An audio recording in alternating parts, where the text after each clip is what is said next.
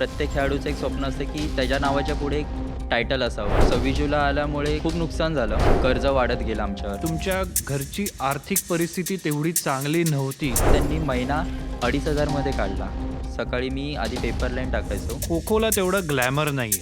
Job opportunity अजून आलेली नाहीये. तू पाहिलेला सगळ्यात बेस्ट प्लेअर सध्याच्या घडीचा कोण आहे? यशाचा कोणताही शॉर्टकट नसतो. कठोर परिश्रम आणि जिद्द हेच यशाचं रहस्य आहे. वाटेत अनेक अडथळे संकट येतात, मात्र प्रयत्नांमध्ये सातत्य असेल तर छोटी छोटी पावलं देखील एक दिवस यशाच्या राजमार्गावर नेत असतात. ही सगळी वाक्य खरी करून दाखवणाऱ्या एका तरुणाला मी खरे सांगेनच्या या मंचावर बोलवलेलं आहे. स्वागत आहे अभिमन्यू पुरस्कार आणि शिवछत्रपती राज्य क्रीडा पुरस्कार मिळवणारा खो खोपटू ऋषिकेश मोरचावडे याचं. ऋषिकेश, तुझं या आमच्या खरे सांगेनच्या मंचावर स्वागत आहे. ऋषिकेश, पुरस्कार मिळाल्याबद्दल तुझं अभिनंदन आहेच, मात्र आम्हाला हे जाणून घ्यायचं आहे की कुठल्या कामगिरीसाठी तुला हे दोन्ही पुरस्कार मिळालेले आहेत? मी जेव्हा खो-खो चालू केला, तेव्हा माझं हेच ध्येय होतं की माझ्या नावाच्या पुढे एक टायटल लागावं. जसं डॉक्टरांच्या पुढे जेव्हा डी-आर म्हणून डॉक्टर असं लागतं, तर मग प्रत्येकाचं एक स्वप्न असतं, प्रत्येक खेळाडूचं एक स्वप्न असतं की त्याच्या नावाच्या पुढे एक टायटल असावं. सो जेव्हा शिवछत्रपती पुरस्कार आम्ही येतो, त्याच्या नावाच्या पुढे एक टायटल लागतं की छत्रपती म्हणून त्याच्या नाव पहिलं छत्रपती येतं, त्याच्यानंतर त्याचं नाव घेतलं जातं. बरं. सो हा पुरस्कार घेताना काही क्रायटेरिया असतात. म्हणजे त्याचे गुणांक असतात. महाराष्ट्र शासनाकडून ते मान्यता झालेले असतात. तर मग त्या क्रायटेरियामध्ये प्रत्येकाला सलग 5 वर्षात त्याचा बेस्ट परफॉर्मन्स द्यावा लागतो. बरं. बेस्ट परफॉर्मन्समध्ये त्याला 5 वर्षातून त्याचा 3 वर्ष त्याची बेस्ट पकडली जातात आणि त्या 3 वर्षामध्ये त्याला नॅशनल, स्टेट आणि युनिव्हर्सिटी प्रत्येक ठिकाणी त्याला मेडल मिळाली मेडल पाहिजे. लागतं. प्रत्येक प्रत्येक ठिकाणी त्याला मेडल लागतं आणि त्याप्रमाणे ज्याचे पॉईंट जास्त असतात, त्या खेळामध्ये ज्याचे पॉईंट जास्त असतात, सो त्याला तो पुरस्कार प्राप्त होतो. बरं. आणि जेव्हा तुला हा पुरस्कार जाहीर करण्यात आला, तेव्हा नेमकं तू काय करत होतास? तुला ही बातमी कशी कळाली? मला ही बातमी कळाली म्हणजे आम्ही फॉर्म भरलेला सरांबरोबर मी मिळून आणि खूप कॉम्पिटिशन होती या गोष्टीसाठी की कुणाला पुरस्कार मिळणार. खूप सगळे उत्सुक होते आणि त्या रेसमध्ये माझाही नंबर लागत होता. त्यामुळे घरचेही खूप उत्सुक होते आणि माझे सर पण. तर मग मी प्रॅक्टिस करत होतो सहज. अशीच प्रॅक्टिस चालू होती आमची आणि त्याच्यानंतर मग असंच ग्राउंडवर खेळता तिथून मग असं सर माझ्याकडे चालत आले आणि मला अभिनंदन केलं सरांनी आणि त्याच्यानंतर मग सर बोलले की कॉंग्रॅच्युलेशन्स, तुला शिवछत्रपती पुरस्कार मिळाला आणि तेव्हा मी खूप शॉक होतो की जे माझे एक स्वप्न पूर्ण झालं. तर मग सगळे माझ्या अवतीभोवती जमा झाले आणि सगळ्यांनी मला ग्रीट केलं. तर मग खूप खुश होतं आणि मी घरी येऊन सांगितल्याच्या नंतर पण आई-बाबा पण खूप खुश झाले. आईने आधी देवाच्या पुढे वगैरे नारळ वगैरे ठेवला. त्याच्यानंतर मग पूर्ण सगळीकडे पेढे वगैरे वाटले. खूप खुश होते. म्हणजे माझं एक स्वप्न पूर्ण झालं. बरोबर. पण तू हो. खो-खोमुळे तुला हे सगळं वैभव प्राप्त झालं. खो-खो खेळायला सुरुवात कशी झाली? म्हणजे कितव्या वर्षापासून तू या खेळामध्ये उतरलास आणि तुला कधीपासून खो-खोची आवड लागायला सुरुवात झाली? अभ्यासामध्ये मी थोडा ॲव्हरेज होतो हं. आणि त्याच्यानंतर माझं खेळाकडे कल जास्त गेला आणि जेव्हा क्रीडा महोत्सव आमचा होतो, मी 4थीला होतो. 4थी पासून मी हा खेळ चालू केला ॲक्चुअली. शाळा कुठली होती तुझी? महात्मा गांधी विद्या मंदिर ओके. या शाळेत मी शिकत होतो आणि त्याच्यानंतर मग मी ग्राउंडवर खेळता सरांनी मला असं तिकडे खेचून आणलं. माझा खेळाकडे कल त्यांना दिसला आणि त्यांनी मला खेचून आणलं खेळामध्ये. तेव्हापासून मी खो-खो चालू केला. आमच्याकडे खो-खो, कबड्डी आणि मलखांब हे गेम होते. हं. तर मग माझ्याकडे धावण्याचा स्पीड जास्त असल्यामुळे मला सरांनी खो-खोमध्ये घेतलं आणि मग त्याच्यानंतर मग माझी प्रोग्रेस चालू झाली आणि तेव्हापासून माझी जर्नी चालू झाली. पण तू आधी मलखांब पण खेळलेला होतास. मग मलखांबकडे का नाही वळला? इकडे कसं काय वळला? अ, लहानपणी मी खूप असे गेम चेंज केले. पहिलं लंगडी झालं, त्याच्यानंतर कराटेला पण गेलेलो. हम्म. 2 महिने कराटे केलं आणि त्याच्यानंतर मग मलखांब मी 10वी पर्यंत केलं. आणि जेव्हा मला काही गोष्टींमध्ये आपली म्हणजे प्रत्येक गेमप्रमाणे आपली एक शरीरयष्टी घडत असते. हम्म. तर मग माझी जशी खो-खोप्रमाणे घडत गेली आणि खो-खोमध्ये जशी मला प्रोग्रेस मिळत गेली, तर मग मलखांबसाठी मला तेवढासा असा वेळ देता आला नाही. हम्म. आणि मग म्हटलं की आता वन वे फक्त एकाच एकाच फक्त खो-खोकडे फोकस करायचा आणि त्याच्यानंतर मग मी फक्त खो-खोकडे फोकस करायचा. कुठल्याही खेळाडूच्या किंवा यशस्वी व्यक्तीच्या मागे त्याचं घर आणि त्याच्या घरातल्या व्यक्ती यांचा खूप मोठा हातभार असतो. तुझ्या घरी कोण कोण आहेत आणि त्यांनी तुझं करिअर घडवण्यामध्ये नेमकं कसं हातभार लावलेला आहे? माझ्या घरी माझे आई-बाबा, माझा काका आणि माझी काकी आणि छोटी बहीण असते. आमची जॉइंट फॅमिली आहे. हम्म. माझे वडील ॲक्युप्रेशर थेरपिस्ट आहेत आणि आईचा एक छोटासा बिझनेस आहे, फूड अँड स्नॅक्सचा. हम्म. तर मग आम्ही तिघं मिळून आणि मी थोडा हातभार लावतो घरच्यांबरोबर आता. हम्म. पण मला जेव्हा माझ्याकडून काही फायनान्शियल सपोर्ट नव्हता माझ्या फॅमिलीला हम्म. माझ्याकडून, तेव्हा त्यांनी खूप मला सांभाळून घेतलं. म्हणजे कधी मला असा प्रश्न नाही म्हणजे मला असा समोर प्रश्न नाही आला कधी, की बाबा इकडे जाऊ की नको? जेव्हा टुर्नामेंटला जायचं असतं, तेव्हा काही गोष्टी अशा येतात, की स्वखर्चाने जावं लागतं. हम्म. तर मग तिकडे कधी मला आई-बाबांनी असं कधी हे नाही केलं, की कधी थांबवलं नाही. त्यांनी प्रत्येक वेळी स्वतःबरोबर कॉम्प्रोमाईज केलं आणि मला त्यांनी पुढे पाठवलं नेहमी. हम्म. कुठलाही खेळ जो असतो तो काहीसा खर्चिक असतोच, म्हणजे त्याच्यात खर्च असतोच कुठल्याही बरोबर. खेळामध्ये. मग तुम्ही टुर्नामेंटला बाहेर जाता, तुम्हाला कपडे लागतात, बऱ्याच साऱ्या गोष्टी असतात, किट लागत असतील. तर तो खर्च हा कसा पेलला? हा मी प्रश्न विचारण्याचं कारण हे आहे, की तुमच्या घरची आर्थिक परिस्थिती तेवढी चांगली नव्हती, ज्यावेळेला तू हे सुरुवात केलेलं होतंस. आता दिवस बदललेले आहेत. पण जेव्हा सुरुवात केलेली होतीस, तेव्हा ती आर्थिक परिस्थिती चांगली नव्हती. मग हा सगळा खर्च आई-वडिलांनी कसा निभावला? त्यांनी मला आत्तापर्यंत कधी जाणवून नाही दिलं. पण आम्ही असंच एकदा म्हणजे बोलत असताना आमच्यात असं म्हणजे त्यांनी मला सांगितलेलं, की नक्की परिस्थिती कशी होती. तर मग मी लहान होतो खूप. 4थी-5वी म्हणजे असं माझं शालेय शिक्षणापर्यंत म्हणजे 10वी पर्यंत आमच्याकडे जेव्हा 26 जुलै आला हं. आपला, तेव्हा मी 4थीला होतो. 2005चा पाऊस, मोठा 2005चा पाऊस. येस. हां. आणि 26 जुलै आमचं आधी दुकान होतं छोटंसं. कुठे बांद्र्यामध्येच. हां, बांद्रामध्येच. थोडं छोटंसं जनरल स्टोअर्स होतं. सो 26 जुलै आल्यामुळे खूप नुकसान झालं. म्हणजे जे काही माल आपण म्हणजे भरलेला असतो, तो सगळं म्हणजे वाहून गेलं किंवा खूप नुकसान झालं आणि त्याच्यानंतर मग कर्ज वाढत गेलं आमच्यावर. हं.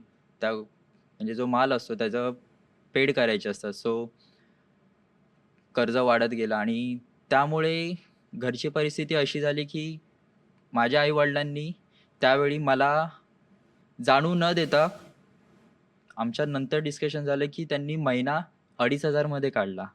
बरं. ॲक्चुअली महिना. म्हणजे मलाही माहीत नाही. आश्चर्य होतं, की कसं काढू शकतो? कारण की आत्ताच्या घडीला 2,500 मध्ये नाही काढू शकत आपण. आणि त्याच्यानंतर मग आईने बाबा तेव्हा साईडवर काम करायचे. ते सकाळी जायचे आणि मला सकाळी फक्त एकदा तोंड दाखवायचे आणि त्याच्यानंतर मग आमची कधी भेटच नाही व्हायची. कारण की मी पण शाळेत असायचो. बाबा रात्री 1 वाजता, 2 वाजता यायचे घरी साईटवरून आणि आईचं आई सकाळी चपात्या बनवायची. म्हणजे एम-एम-आर-डीला जेव्हा चपात्या द्यायच्या असतात, तर मग मी त्या चपात्या द्यायचो आईबरोबर म्हणजे डिलिव्हरी करायचो चपात्या आणि त्याच्यानंतर मग मी कॉलेज किंवा शाळेत जायचो. आणि 10वीच्या बोर्डाच्या वेळी पण आधी चपात्या द्यायचो सकाळी. आई लवकर बनवायची माझ्यासाठी, कारण की डिलिव्हरीसाठी कोण नव्हतं. त्यामुळे मग मी आधी चपात्या पोचवायचो आणि सकाळी मी आधी पेपर लाईन टाकायचो आणि त्याच्यानंतर मग आईच्या चपात्या देऊन मग मी माझं शाळेचं वगैरे काम करून मग माझ्या प्रॅक्टिसचं वगैरे असायचं. ओके. तुझ्या आई-बाबांना काहीतरी सांगायचं आहे. आपण ते ऐकूया, ते काय म्हणतायत. ते किंवा इतर गोष्टींमध्ये बऱ्याचशा गोष्टी अडचणी आल्या. असं नाही की अडचणी नाही आल्या. पण त्याला आम्ही नेहमी त्याला पाठिंबा देतो की ह्या गोष्टी होतच राहतात, पण आपलं ध्येय नाही सोडायचं. नाही खेळताना म्हणजे त्याचं खूप म्हणजे त्याला बऱ्याच वेळेला म्हणजे असं त्याला खूप ह्या वेळेला झालं असं की मी बॅक करतो म्हणजे मला मला पुढे खेळायचंच नाही इथपर्यंत त्याचं झालेलं म्हणजे खूप म्हणजे कधी कधी तो इतका इमोशनल व्हायचा ना की तो बोलायचा की नाही मी सोडतोय हे. तुझी आई सांगते की एक वेळ अशी आलेली की मी खो खो खेळणं सोडून देतो असा त्याने विचार केलेला होता. म्हणजे इतपत परिस्थिती का आलेली होती? काय झालेलं नेमकं? खूप छान चाललेलं माझं. म्हणजे मी नुकतंच नॅशनल खेळून आलेलो खेलो इंडियाला आणि मला अँकलला इंजुरी झाली. हं. सो मी बाबांबरोबर गेलो आणि सायमल्टेनियसली ती इंजुरी वाढत गेली. म्हणजे लिगामेंट टेअर झालेला माझा इन शॉर्ट. सो मी बाबांबरोबर खूप म्हणजे डॉक्टरांकडे गेले. आम्ही मोठ्या-मोठ्या डॉक्टरांकडे गेलो. त्याच्यानंतर मग खूप डॉक्टरांचे ओपिनियन घेतले. अशी वेळ आलेली की ऑपरेशनशिवाय पर्याय नव्हता. हं. सो मी म्हटलं की आता ऑपरेशनशिवाय पर्याय नाही म्हणजे माझा 1 वर्षाचा गॅप होतो. त्याच्यानंतर मग 1 वर्षानंतर माझा जो पुढचा कमबॅक असेल, तो होईल किंवा नाही किंवा ऑपरेशन झाल्याच्या नंतर ती भीती असते की त्या प्लेयरचा तोच फॉर्म असतो की नाही आणि त्याच्यानंतर आपण खूप मागे राहून जातो. पूर्ण शून्यातून सुरुवात करावी लागते. पण मग माझे बाबा ॲक्युप्रेशर थेरपिस्ट आहेत आणि त्यांचे एक सर आहेत डॉक्टर सुनील खुडे म्हणून. त्यांच्याकडे मी ट्रीटमेंट चालू केली आणि मला एक रिकव्हरी फेज लॉकडाऊन जो आपला लागला, हं. कोविडचा जो लॉकडाऊन लागला, त्याच्यानंतर ती माझी रिकव्हरी फेज ठरली हं. आणि त्याच्यातून मला त्यांनी म्हणजे माझ्या आई-बाबांनी मी जेव्हा झोपलेलो असताना पण बाबांनी मी लक्ष जेवढं दिलं नाही तेवढं माझ्या घरच्यांनी लक्ष दिलं.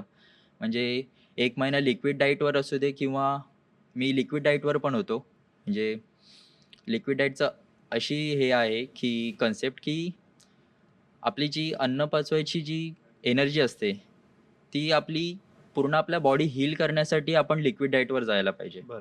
तर मग मी 1 महिना लिक्विड डाएटवर होतो आणि लिक्विड त्याच्यानंतर डाएटमध्ये म्हणजे तू काय फक्त पाणी प्यायचा किंवा अ, पातळ पदार्थ असतील हो. तेवढेच घ्यायचं? काय होतं नेमकं लिक्विड डाएट? लिक्विड डाएटमध्ये बीटरूट ज्यूस येतो. त्याच्यात वेगवेगळ्या प्रकारचे ज्युसेस येतात आणि त्याच्यानंतर मग फक्त एक टाईम संध्याकाळी फक्त 7च्या आधी जेवायचं असतं आणि बरं. त्याच्यानंतर पूर्ण फास्टिंग असतं मॉर्निंगपर्यंत. तर मग ती एनर्जी आपली जी अन्न पचवायची जी एनर्जी असते ती आपली हीलिंग प्रोसेसला लागते.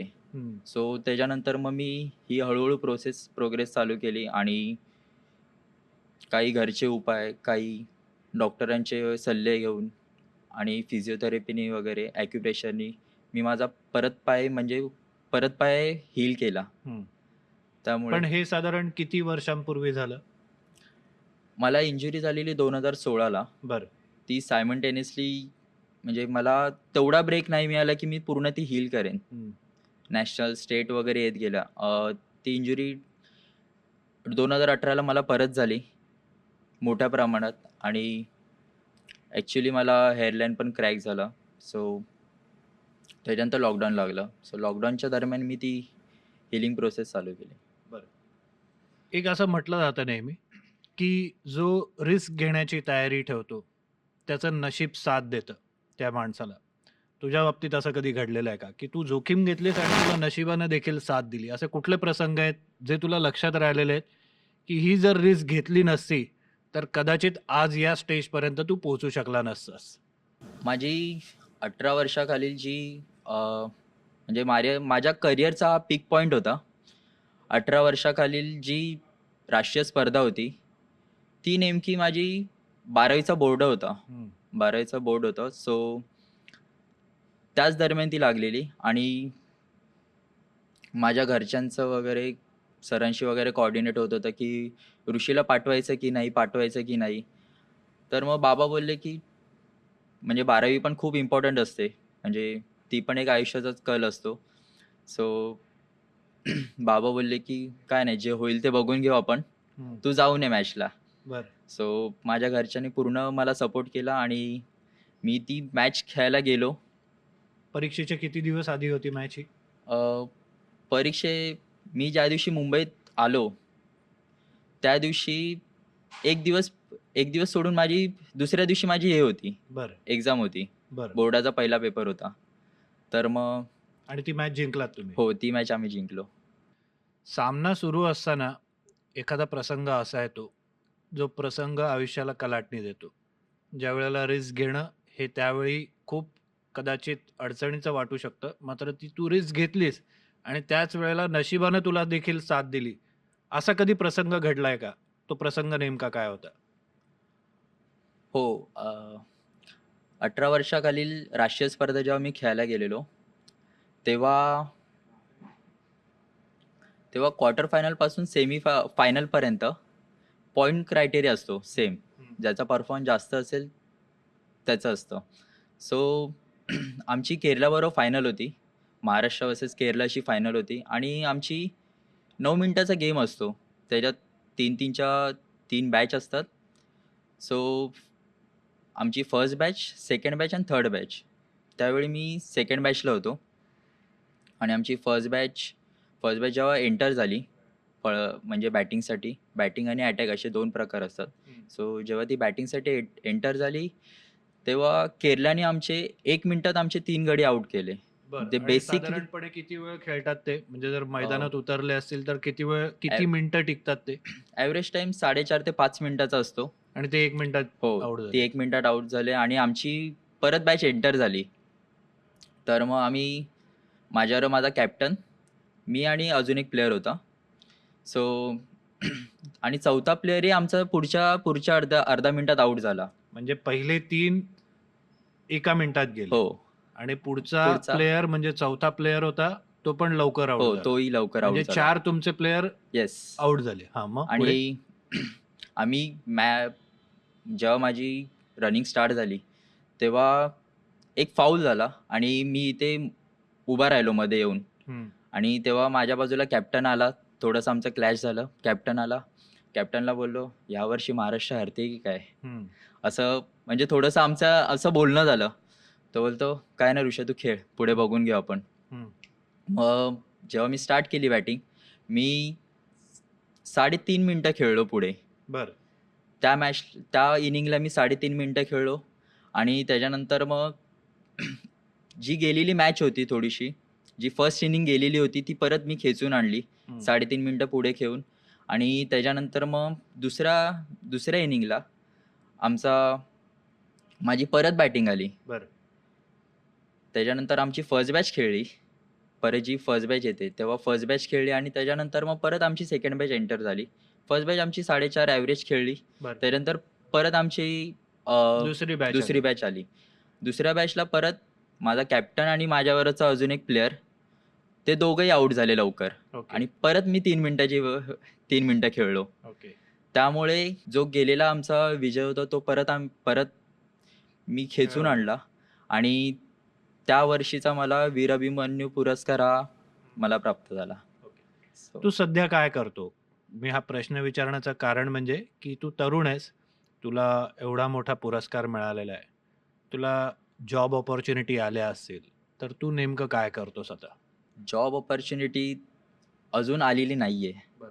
खो-खोमध्ये आंतरराष्ट्रीय प्लेयरला आणि जो नॅशनल गेम्स खेळतात, त्यांना ही जॉब अपॉर्च्युनिटी येते आणि मी आता सध्या as a sports mentor working आहे आणि मी स्वतः पर्सनल क्लायंट पण घेतो फिटनेस ट्रेनिंगसाठी आणि लहान मुलांना शिकवतोय. BMC स्कूलमध्ये मी बेसिक टू प्रोफेशनल, ज्याला स्पोर्ट्समध्ये ॲक्च्युअल करिअर कसं करायचं आहे, बेसिक टू प्रोफेशनल त्यांना कसं जाता येईल, कारण की त्यांच्याकडे कधी सोर्सच नसतो काही गोष्टींचा. आमच्या मागे आमचे सर होते, पण त्यांच्या मागे कोणी नसतं. जेव्हा BMC स्कूलमध्ये असतं तेव्हा त्यांच्याकडे स्पोर्ट्समध्ये एवढं लक्ष नाही दिलं जात. तर मग तेही गरीब घरातून आलेले असतात.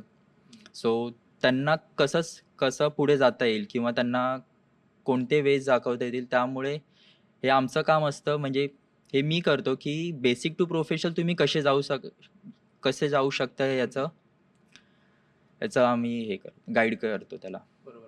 तू म्हणजे कुठल्या संस्थेसोबत यासाठी काम करतोस आणि तुला त्या संस्थेची मदत होते का तू वैयक्तिक पातळीवर हे काम करतोय?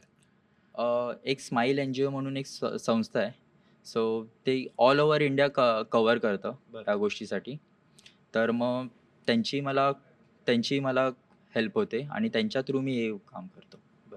तो आता जेव्हा देशभरात खो खोच्या स्पर्धा खेळायला जातोस, तेव्हा त्या स्पर्धांचं नियोजन नेमकं काय असतं आणि त्या कशा खेळवल्या जातात? तुमच्यासाठी त्या ठिकाणी नियोजन कसं केलं जातं खेळाडूंसाठी म्हणून मी म्हणतोय? जेव्हा राष्ट्रीय स्पर्धा जेव्हा आयोजित होतात, तर मग प्रत्येक राज्य आपापल्या परीने आयोजन करत असतं. कधी-कधी आम्हाला चांगल्या हॉटेलमध्येही ठेवतात. कधी-कधी आम्हाला गाद्या असतात किंवा कधी सतरंजीवर पण झोपावं लागतं. पण आम्ही त्या गोष्टी ॲडजस्ट करून जातो आणि एका रूममध्ये आम्ही 15 जणही झोपतो कधी-कधी. तर मग एका टीमबरोबर राहताना त्या गोष्टी कळत नाही, की त्या गोष्टी ॲक्चुअली ॲडव्हेंचरस होऊन जातात, की तिकडे आपलं खाण्यापिण्याच्या सोयीपेक्षा आमचं तिकडे ध्येय वेगळं ठरतं, की बाबा तिथे जाऊन आम्हाला फायनल मारायची आहे. त्यामुळे या गोष्टींकडे जास्त लक्ष आम्ही देत नाही. जेवढं आहे त्याच्यात आम्ही ॲडजस्ट करून घेतो स्वतःला. ओके. आता जेव्हा एक खेळाडू म्हणून आपण डोळ्यासमोर जेव्हा आणतो, तेव्हा त्या खेळाडूकडे भरपूर पैसा असतो, चांगलं ग्लॅमर असतं, त्याला चांगल्या फॅसिलिटीज मिळतात, त्याला चांगले एंडोर्समेंट किंवा स्पॉन्सर्स मिळतात, त्याचे चांगले कपडे किंवा त्याची देखभाल घेतली जाते, असं एक चित्र असतं. खो-खोला तेवढं ग्लॅमर नाहीये. तर खो-खो प्लेयर्सच्या बाबतीतही असं होतं का? की एवढं ग्लॅमर, एवढ्या फॅसिलिटीज या सगळ्या गोष्टी मिळतात का खो-खो प्लेयरला? खो-खो हा गेल्या 2 वर्षात ग्लॅमरमध्ये आता हळू येत चाललेला गेम आहे. जसं आता कबड्डी आला.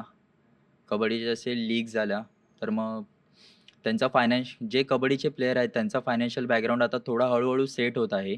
आणि आता खो-खोचा जर विषय घ्यायला गेला तर खो-खोला आत्ता ग्लॅमर यायला चालू झालंय. कारण की आता या जॅनमध्ये खो-खोचा पहिला वर्ल्ड कप झाला. बरं. सो खो-खोला आत्ता ग्लॅमर येत आहे. पण कुठेतरी खो-खो हा खेळ कुठेतरी मागे राहतोय. का राहत असेल म्हणजे? कारण तेवढ्या स्पर्धा होत नाहीत, जेवढ्या क्रिकेटच्या होत असतील, फुटबॉलच्या होत असतील किंवा कबड्डीच्या होत असतील, तेवढ्या खो-खोच्या होत नाहीत?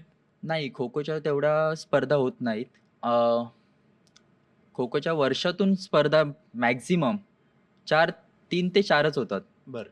आणि खो-खो हा खूप अंडररेटेड गेम मानला जातो. म्हणजे महाराष्ट्रातलाच गेम आहे, भारतातलाच गेम आहे.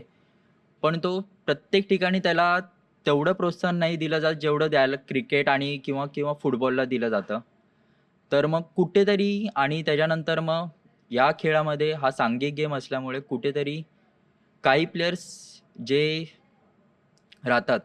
सो त्यांचं करिअर पुढे 10वी पर्यंत प्रत्येकजण खेळतो. कारण की त्याला शिकायचं असतं. 10वीच्या नंतर त्याला त्याचं करिअर घडवायचं असतं. तर मग जर तुझं खेळातून म्हणजे तुमचं जर खेळातून करिअर जर घडत नाहीये, तर मग त्याला कुठे ना कुठेतरी खेळातून त्याला बॅकआउट घ्यावं लागतं. बरं. त्याच्या फॅमिलीकडे लक्ष द्यावं लागतं आणि मग खेळ म्हणजे मागे सुटतो हो, खेळ मग मागे सुटला जातो. आणि त्याचा खो-खोवर पण वाईट परिणाम होतो. संपूर्ण हो. खो-खो येस. विश्वावर. बरं, आता प्लेयरचा उल्लेख निघालाय म्हणून तू पाहिलेला सगळ्यात बेस्ट प्लेयर सध्याच्या घडीचा कोण आहे? जो ऋषिकेशपेक्षाही चांगली कामगिरी करतो असं वाटतं? माझ्याच क्लबचा म्हणजे मी महात्मा गांधी स्पोर्ट्स अकॅडमीला रिप्रेझेंट करतो. सो माझ्याच क्लबचा हर्षद आतनकर हा माझ्या माझ्या परीने हा बेस्ट प्लेयर आहे. हं. कारण की मी त्याला खेळताना बघितलंय लहानपणापासून. म्हणजे ॲक्चुअली तो माझा आयडॉल आहे. हं. त्याला सुद्धा शिवछत्रपती पुरस्कार मिळालेला आहे आणि ॲक्चुअली तो माझा आयडॉल आहे. त्याला मी लहानपणापासून खेळताना बघितलंय. जे सामने महात्मा गांधी जेव्हा किंवा महात्मा गांधी किंवा मुंबई उपनगर किंवा महाराष्ट्र जेव्हा जेव्हा म्हणजे हरता राहिली आहे, ती त्याच्यामुळे राहिली आहे. ओके. म्हणजे हरत त्यांनी असताना हरत सामना असताना जिंकून त्यांनी दिला. तो सामना जिंकून दिलाय. हं. म्हणजे त्यांनी तो गेलेला विजय त्यांनी खेचून आणलाय. त्यामुळे मी त्याला खूप मानतो आणि आणि त्याच्यासारखा प्लेयर अख्ख्या देशात कोणीच नाहीये असं तुला वाटतं? माझ्यापर्यंत तरी कोणीच नाही. ओके. कुठली टीम सर्वोत्तम वाटते तुला, की खो-खोची ही टीम एकदम बेस्ट आहे? राज्य पातळीवर जर विचार करायचा झाला तर? 2018 पासून आम्ही 52 वर्षानंतर मुंबई उपनगरनी फायनल मारली हं. राज्य पातळीवर. पहिल्यांदा 52 वर्षानंतर आणि आत्तापर्यंत आम्ही बेस्ट आहे. अच्छा. येस. पण मुंबई उपनगर आणि मुंबई शहर अशा 2 वेगवेगळ्या टीम आहेत. हो, वेगवेगळे. मग मुंबई उपनगर एवढी वर्ष का नाही जिंकू शकलं? म्हणजे कारण मुंबई शहर याला जास्त फॅसिलिटीज मिळतात असं काही चित्र आहे, ते एवढे वर्ष जिंकतायत, तुम्ही नाही जिंकलात. नेमकं काय कारण आहे? फॅसिलिटीजचा तर प्रश्न येतोच. पुरेसे इक्विपमेंट्स आणि त्याच्यानंतर मग ट्रेनिंग. 52 वर्ष आम्ही फायनल नाही मारली, पण त्याच्या आधी मुंबई शहर हे खूप पुढे होतं. हं, मुंबई शहर, सांगली हं, किंवा पुणे हं, या खूप पुढे होत्या. म्हणजे आम्ही जिथे सेमीला वगैरे हरत होतो आणि त्याच्यानंतर फायनलला आम्ही त्यांची फायनल बघायला जायचो. हं, मुंबई शहर, सांगली वगैरे हे स्ट्रेंथ वाईज पण खूप पुढे होते. हं. त्यामुळे त्यांच्याकडे टेक्निक्स पण चांगल्या होत्या आणि प्रॅक्टिससाठी त्यांच्याकडे ग्राउंड्स वगैरे होते आणि हळू-हळू उपनगरामध्ये या फॅसिलिटीज हळू-हळू चालू झाल्या हं. आणि आता आम्हाला त्या उपयोगात पडतात, की जेव्हा आम्ही फायनल मारली त्याच्यानंतर या सगळ्या गोष्टी आम्हाला फॅसिलिटीज चालू झाल्या. ओके. पण आता इथून पुढे बघताना कुठलं राज्य असं आहे, की जे सगळ्यात प्रॉमिसिंग वाटतं, की महाराष्ट्र तर आहेच, पण महाराष्ट्राच्या तोडीचं असं कुठलं राज्य आहे, की जे खो-खोमध्ये बेस्ट आहे असं तुला वाटतं? महाराष्ट्राला म्हणजे आता बेस्ट राज्य बघायला गेलं तर ओडिसा. ओके. कारण की मी आता ओडिसाला लीग जेव्हा खेळायला गेलेलो, हं, ओडिसा गव्हर्नमेंट ही त्यांना खूप सपोर्ट करते. म्हणजे ॲक्चुअली त्यांची खो-खोसाठी खो-खो हा गेम त्यांनी अडॉप्ट केलाय. सो ॲक्चुअली फक्त खो-खोसाठी त्यांनी मुलांना जसं शिक्षण असतं, तसं त्यांनी खो-खोसाठी म्हणजे तुम्ही पूर्ण वर्षभर खेळा आणि त्यांना सगळ्या फॅसिलिटी त्यांचं डाएटपासून त्याची स्ट्रेंथ ट्रेनिंगपासून त्यांचा फिजिओ, त्यांचे डॉक्टर्स, त्यांनी काय काय त्यांनी डाएटमध्ये काय खाल्लं पाहिजे किंवा काही नसायला पाहिजे गोष्टी. त्यांच्या शिक्षणापासून वगैरे त्यांनी सगळी अश काळजी हो, घेतलेली. सगळी काळजी घेतली आहे पूर्ण त्या. पण मग त्याचा नेमका खेळावर कसा परिणाम होतो? तुमचं करिअर तर ते घडवतच असतात. खेळातून त्यांनी आश्वासन दिलंय, की तुमचं खेळातून करिअर घडत असणार. म्हणजे आम्ही घडवून देऊ आणि त्याच्यानंतर मग त्यांना फायनान्शियल बॅकग्राऊंड त्यांचा सुधारला जातो. त्यांना स्कॉलरशिप दिल्या जातात. अच्छा. ओडिशा गव्हर्नमेंट त्यांना स्कॉलरशिप देते आणि मुलांनाही एक चांगलं वळण लागतं हं. आणि त्यांचा फक्त फोकस त्या खेळावर असतो. खेळावरच असतो पूर्ण. तुम्ही वर्षाचे 12 महिने तुम्ही त्याच गेममध्ये तुम्ही तेच रोज त्याच गोष्टीसाठी तुम्ही ते कष्ट करत असाल ना, तर मग ती गोष्टी खूप फास्ट प्रोग्रेस होते त्या गोष्टी. मग महाराष्ट्रात अशा फॅसिलिटीज मिळत नाही, ओडिसाच्या तुलनेत? का मिळतात आणि त्याचा वापर केला जात नाही? महाराष्ट्रामध्ये खो-खो खूप मोठ्या प्रमाणात खेळला जातो ॲक्चुअली आणि तेवढ्या फॅसिलिटीज तशा नाही मिळत ॲक्चुअली बघायला गेलं तर. हं. म्हणजे जसं Odisha government as a comparatively जर आपण बघायला गेलं, ओडिशा गव्हर्नमेंटच्या प्रमाणे तेवढ्याशा आपल्याला फॅसिलिटीज नाही मिळत किंवा कुठेतरी आपण मागे राहतो. ओके. पण जेव्हा प्रश्न असा येतो, की खो-खो पटू हा जेव्हा खेळातून बाहेर जातो आणि त्याला उपजीविकेचं एक साधन म्हणून आपल्याला गरजेचं असतं. जसं तू उल्लेख केला ओडिसाचा, की त्यांना स्कॉलरशिप दिली जाते, त्यांच्या खेळावर लक्ष दिलं जातं, त्यांच्या उपजीविकेचा प्रश्न हा सोडवला जातो. महाराष्ट्रामध्ये नेमकी काय परिस्थिती आहे? खो-खोपटू आज खेळातून बाहेर पडल्यानंतर तो काय करतो? कारण असा सर्वसाधारण समज आहे, की कुठलाही खो-खोपटू जेव्हा एक राष्ट्रीय पातळीवरचं प्रतिनिधित्व किंवा राज्य पातळीवरचं प्रतिनिधित्व करत असतो, तेव्हा त्याला सरकारी नोकरी मिळते. हे खरं आहे का? काही प्रमाणात मी या गोष्टीला 50-50 बोलेन. हं. या काही प्रमाणात ही गोष्ट 50% खरी आणि काही प्रमाणात 50% खोटी पण आहे. अ, जेव्हा लॉकडाऊन झालं, त्याच्यानंतर मग जेव्हा सांघिक गेम हा जेव्हा येतो, हं. खूप स्लो प्रोग्रेस चालू झाली खेळांना वगैरे. म्हणजे काही गोष्टी हळू प्रोग्रेस चालू झाल्या आणि त्याच्यानंतर मग जेव्हा आता वेस्टर्न रेल्वे सेंट्रल रेल्वेच्या जेव्हा भरती निघतात तेव्हा कमी प्रमाणात निघतात खूप. म्हणजे आपल्याकडे प्लेयर 5 लाख आहेत आणि त्या ठिकाणी फक्त 2 ते 3 भरती निघाल्या तर त्या गोष्टींमध्ये म्हणजे प्रत्येकाचं करिअर नाही घडू शकत. जो जो डेडिकेशन देत आहेत म्हणजे जरी 15ची टीम असली त्याच्यातून फक्त एक प्लेयर जर चूज करायचा असेल तर त्याच्यात बाकीचे 14 जण तर असेच राहतात. आणि फॅसिलिटीज आता जशा दिल्या जातात, आता आंतरराष्ट्रीय प्लेयरला काही प्रमाणात म्हणजे 240 आता जॉब लागले आहेत. बरं. क्लास 2, क्लास 1 ऑफिसर आहेत, जे आंतरराष्ट्रीय खेळ आहेत. पण जेव्हा आपण राष्ट्रीय किंवा राज्य पातळीवर येतो, तेव्हा त्या प्लेयर्सला त्यांच्या कॅपेबिलिटीप्रमाणे त्यांना तेवढ्या लेव्हलचे जॉब नाही मिळत ॲक्चुअली. तर मग ते कुठेतरी ते प्लेयर्स किंवा कुठेतरी मागे राहतो आपण.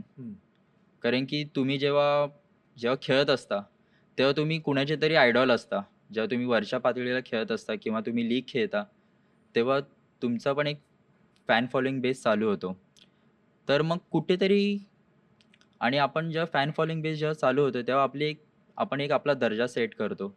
तर मग त्या आपल्या दर्जाप्रमाणे आपल्याला कुठेतरी ती नोकरी नाही मिळत आणि कुठली नोकरी मिळते मग अ, राज्य पातळीवरच्या खेळाडूंना? क्लास क्लास 4 किंवा क्लास 3च्या जॉब मिळतात. ओके. येस. पण मग अनेक खेळाडू जसं तू म्हटलास, की त्यांची एक इमेज बनलेली असते. ते आणि नाही या नोकऱ्या करू शकत किंवा त्यांना मिळत नाही. मग ते काय करताना दिसतात? तुझ्या पाहण्यात काही उदाहरणं असतील? हो, माझ्याकडे म्हणजे माझ्याच क्लबचे काही सीनियर्स आहेत. ते जे आता आम्ही त्यांच्याकडे ऑप्शन नसताना म्हणजे त्यांनी खो-खो सुटल्याच्या नंतर ते आता त्यांनी स्वतःचा एक छोटासा बिझनेस चालू केला. म्हणजे फूडचा किंवा स्वतःचा छोटासा हातभार लावून फूडचा बिझनेस चालू केलाय. आणि काही गरीब घराण्यातले प्लेयर आहेत शेवटी त्यांना खो-खो सोडावा लागला. त्याच्यानंतर मग ते काही शिक्षक झाले. एक बॅकअप प्लॅन म्हणून त्यांनी शिक्षक झाले आणि ते फिजिकल ट्रेनिंगचं हो, शिक्षण. फिजिकल ट्रेनिंगचे शिक्षक आणि त्याच्यानंतर मग काही आहेत ते हार वगैरे म्हणजे हाराची वगैरे गाडी आहे त्यांची. हं. तर मग जो अशा मिळेल ते रोजगार हो. करतात ते. धन्यवाद ऋषिकेश, तू आमच्या या मंचावर आलास आणि मन मोकळेपणाने बोललास. आपण बघतो की स्वप्न सगळेच जण पाहतात, मात्र त्यासाठी मैदानात उतरून घाम गाळणं फक्त मोजक्यांनाच जमतं. क्रीडा स्पर्धांच्या युगामध्ये नाव कमावलेल्यांमध्ये ऋषिकेश मोरचावडेच्या नावाचा देखील समावेश झालाय. छत्रपती शिवाजी महाराजांच्या नावानं मिळालेला हा सन्मान केवळ सन्मान नाहीये, तर ती जबाबदारी आहे. पुढे आणखी उंच भरारी घेण्याची ऋषिकेश ती धैर्य आणि जिद्दी तसंच टीमवर्कनं ती नक्कीच पेलेल अशी आम्हाला खात्री आहे. ऋषिकेश, तुला पुढच्या वाटचालीसाठी खूप खूप शुभेच्छा. या मुलाखतीत इथेच थांबूया. तुम्ही पाहत राहा NDTV मराठी.